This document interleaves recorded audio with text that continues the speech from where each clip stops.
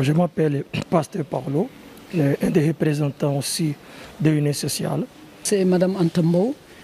présidente de l'association Empire des enfants. L'association Empire des enfants, enfin le centre où on est aujourd'hui, est un centre d'accueil pour les enfants en difficulté et les enfants vulnérables et beaucoup d'enfants qui sont dans les rues. Voilà, il existe depuis 2003. Nous étions à l'époque à Malixi. Maintenant, nous sommes à Face de l'Orme, sur l'avenue Cheikh Anta Diop. Et nous avons choisi ce mois-ci parce que nous savons déjà que nous sommes en train de vivre en ce moment encore la pandémie qui n'est pas encore terminée. Et nous savons que beaucoup d'institutions, beaucoup de personnes ont traversé des moments difficiles. Nous avons pris la décision de venir à l'aide de tous les orphelins, n'est-ce pas, de tous les enfants qui sont en ce moment dans le besoin, afin de leur donner un peu le soutien pour qu'ils puissent quand même avoir la condition de traverser cette fin d'année avec un peu de conditions alimentaires, d'hygiène, des conditions dignes d'une personne de Dieu. Et chaque personne, chaque institution, selon leurs moyens et conditions, chacun doit faire sa part. Nous, Union sociale, qui est une branche de l'Église universelle, nous faisons notre part. Cette manifestation, c'est surtout, on va remercier l'équipe de Union sociale. L'année dernière, ils sont venus faire les mêmes gestes. Et à l'époque, on ne parlait pas de pandémie ou de corona ou quoi que ce soit. C'est des gens qui sont dans l'aide. C'est des gens qui aident beaucoup, qui pensent que chaque fois que des enfants sont réunis quelque part, forcément, il y a un besoin. Et ce n'est pas forcément tous les jours aussi que nous en sortons. C'est un peu compliqué, difficile de temps en temps, mais alhamdoulilah, Dieu nous aide beaucoup et nous sommes sur quand on est dans le social, hein, franchement, quand on voit d'autres personnes qui sont aussi dedans, qui viennent naturellement, c'est eux qui nous appellent, qui disent bon, on va passer, on va faire ça, on va faire ça.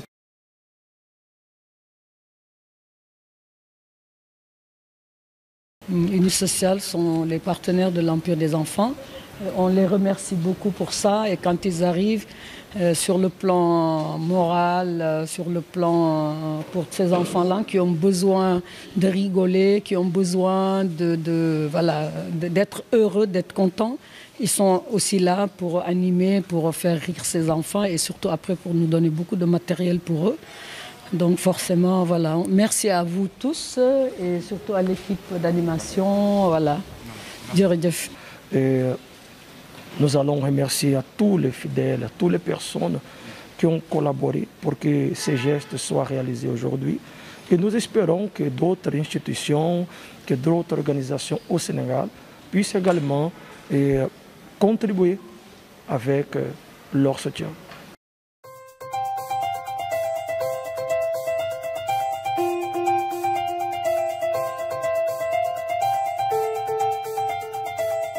maa ngi tudd Pasteur Pascal Nestendeki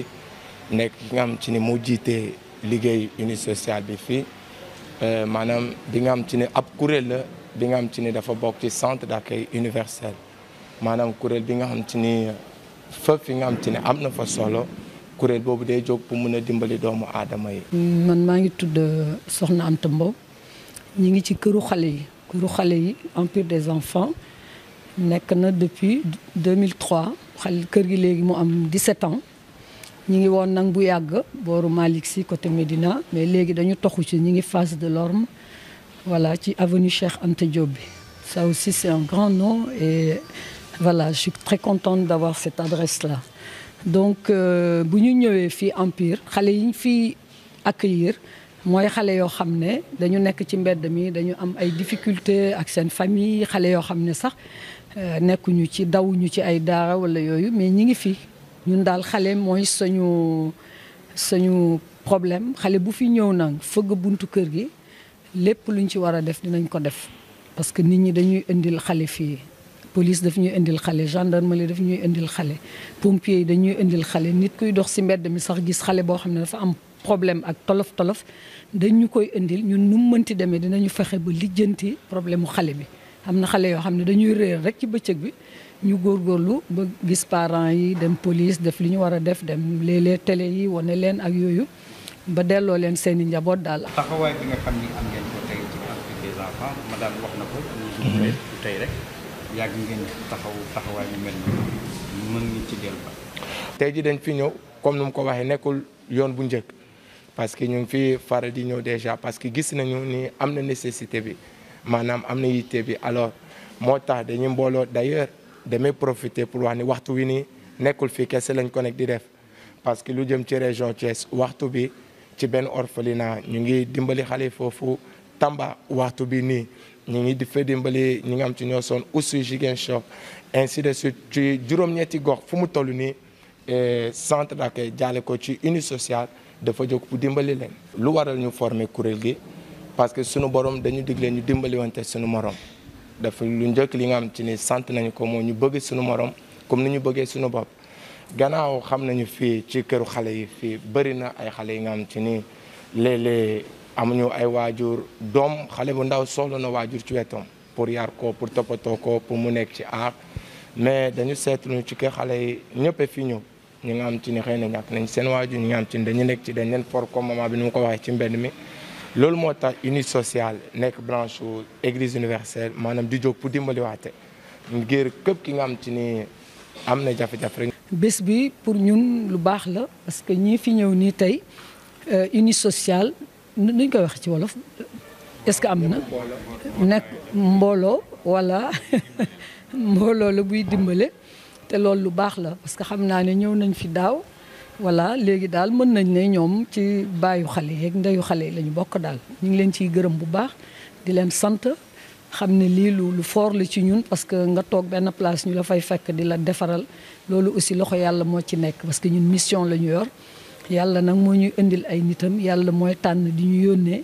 voilà mission bi moom moo koy gérer. daal lii ñuy jébbal ndaw ñi ay nañu wax daal ay cadeau la. waaw cadeau la lu am njëriñ la nag parce que en plus période bi mu toll lool Covid bi nekk fi buñ ku la may eau de javel may la lépp lu jëm ci affaire hygiène kooku mi ngi lay jàppale.